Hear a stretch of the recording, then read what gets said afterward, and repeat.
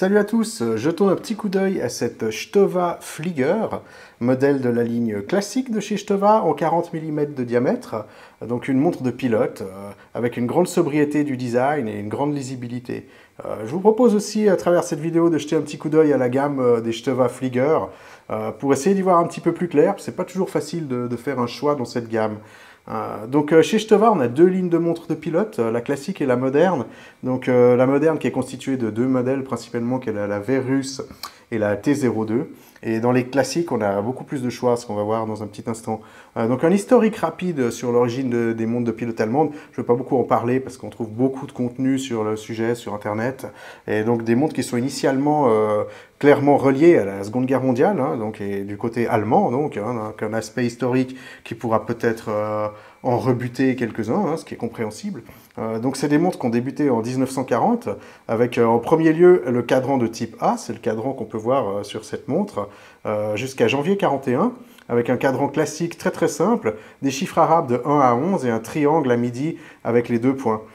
Puis la type B, elle est apparue dès janvier 41, avec un cadran avec une échelle des minutes qui est à l'extérieur, avec les nombres de 5 à 55, et un triangle et une ligne verticale à midi.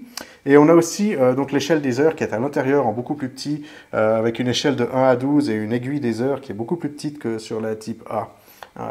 Donc plusieurs marques ont été impliquées dans la fabrication et la production de ces montres pour l'armée allemande durant la Seconde Guerre mondiale.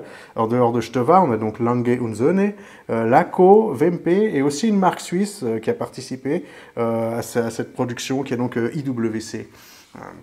Les éléments caractéristiques des Flieger originales, avec un diamètre de 55 mm, elles étaient toujours marquées au dos avec cette inscription FL 23883, qui était donc une indication que c'était un instrument de vol, ça c'est la mention FL. Le 23 indiquait que c'était un instrument de navigation. Et le 883 indiquait l'assignation de cette montre par l'Institut de recherche aéronautique allemand. Un autre élément caractéristique des Flieger originales, c'est cette large couronne qui était donc prévue pour être utilisée avec des gants. On trouvait aussi un mouvement qui était toujours avec un stop seconde, qui était essentiel pour le réglage précis et la synchronisation des montres pour les différents acteurs qui étaient impliqués dans les combats d'aviation, j'imagine. On avait aussi toujours un ressort spiral au niveau du mouvement de type Breguet, et les mouvements étaient toujours régulés et testés. Dernier élément remarquable, c'est ces longs bracelets en cuir qui permettaient de porter la montre par-dessus une veste de pilote. Donc les spécifications ici, on a donc 40 mm de diamètre et une épaisseur de 9,2 mm. Donc vraiment une épaisseur très très fine avec ce mouvement manuel. Je peux vous montrer un petit porté au poignet, ici sur mon poignet qui fait 18 cm. On a une longueur corne à corne ici de 48,5 mm et un bracelet qui est à 20 mm au niveau de la boîte et qui descend à 19 mm au niveau de la boucle. Le poids avec le bracelet en cuir, c'est donc 70 grammes. L'étanchéité, elle est limitée à 50 mètres.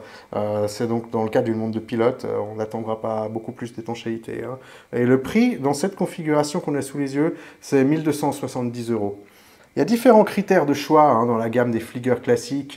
Il y a déjà différentes tailles, à savoir, on peut avoir un diamètre de 36, 40, 41, 43 mm également pour le modèle qui s'appelle Sport. Et aussi au niveau des épaisseurs, on va passer de 9,2 mm si on prend un mouvement manuel, à 10,2 mm si on a la même version Cellita, mais avec un mouvement, avec un remontage automatique, et jusqu'à 12 mm si on choisit le mouvement qui est basé sur un Unitas 6498. On a quelques modèles aussi qui ont différentes couleurs, telles que du blanc, du gris, du vert ou du bleu. Et les cadrans encore. Donc on a soit le cadran de type A qu'on a vu au début, soit le cadran de type B. Ensuite, on a encore une variation. Il y a quelques modèles de boîtes qui ne sont pas en acier inox, mais qui sont en alliage de bronze. Et donc tous ces choix font qu'il y a des modèles qui partent à partir de 850 € jusqu'à 1950 €. On peut voir tout ça sur le site stowa.de qui vend donc ces montres en ligne. Donc le modèle qu'on a sous les yeux, c'est donc bien une 40 mm. Elle n'a pas de date. Elle est choisie sans logo également, la boîte acier inox, le mouvement manuel Cellita SW215-1. Donc on peut parler un petit peu des éléments de design de cette montre avec le boîtier en inox brossé. Donc c'est un effet qui est presque satiné, un très joli rendu avec des très belles finitions dans cette gamme de prix. Et on remarquera qu'il n'y a aucune zone qui est polie, donc pour absolument limiter les réflexions de lumière sur cette boîte. C'est vraiment une magnifique finition, avec un cadran avec une lisibilité qui est vraiment optimale, avec ce cadran noir mat. On a les index des heures, les chiffres et le triangle à midi qui sont chargés en Super Luminova C3.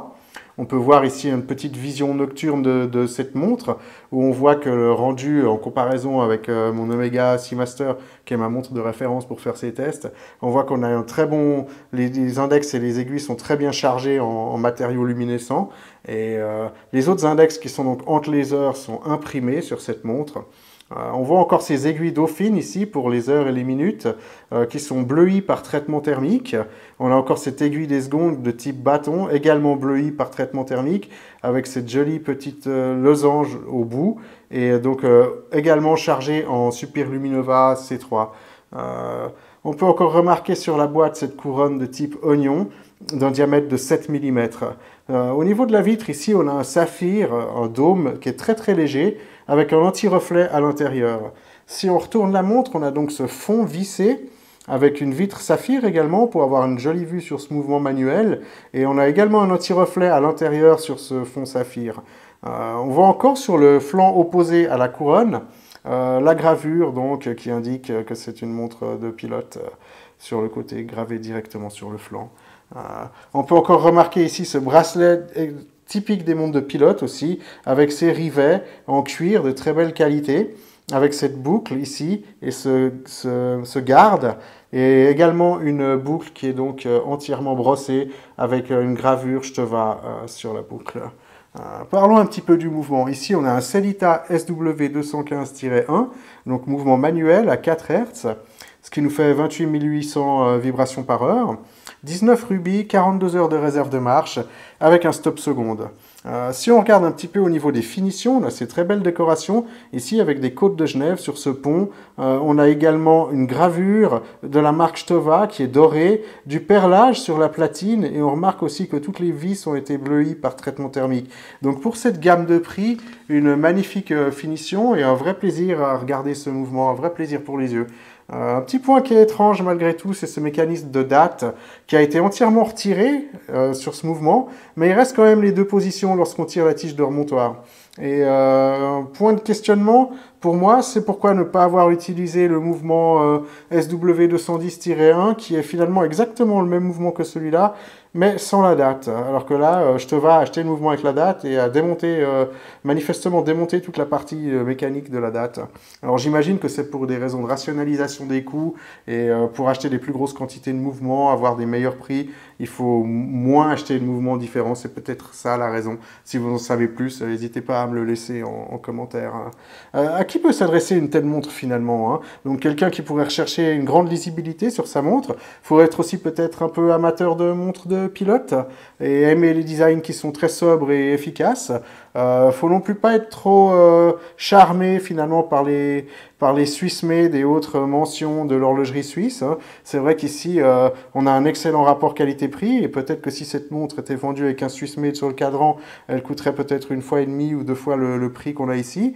Et c'est comme souvent avec l'horlogerie allemande, hein, surtout dans la gamme de prix des 1000 à 2000 euros, je dirais.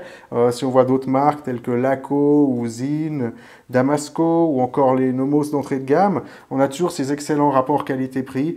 On peut faire un parallèle aussi avec la Zine 556 que j'ai déballée sur cette chaîne il y a quelques temps et avec laquelle je vois quand même pas mal de points communs avec cette montre, même si c'est pas une montre de pilote comme on peut l'entendre avec cette Stova.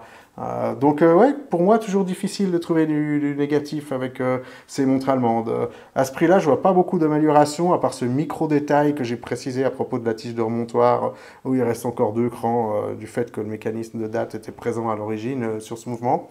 Mais voilà, hein, c'est à chacun de choisir le modèle qui lui plaira dans cette gamme, même si c'est pas toujours évident de choisir. Pour moi, il y a 2 modèles qui sortent un petit peu de l'eau, je dirais. Donc celui-là en 40 mm, avec le mouvement manuel, ça fait gagner 1 mm sur l'épaisseur de la boîte. Et pour moi, ça c'est un point que je trouve très positif.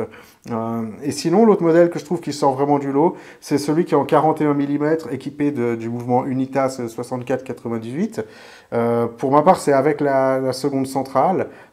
plutôt qu'avec la petite seconde. Elle sera beaucoup plus épaisse avec 12 mm, mais par contre, ça permettra d'admirer ce beau mouvement qui est initialement prévu pour des montres de poche, qui est très bien fini et décoré aussi, et il remplit littéralement toute la boîte, hein. Donc c'est vraiment un très beau rendu au dos de ce modèle 41 mm. Donc voilà, je vous remercie de m'avoir suivi, d'avoir écouté cette revue jusqu'au bout, et puis voilà, je vous dis à la prochaine.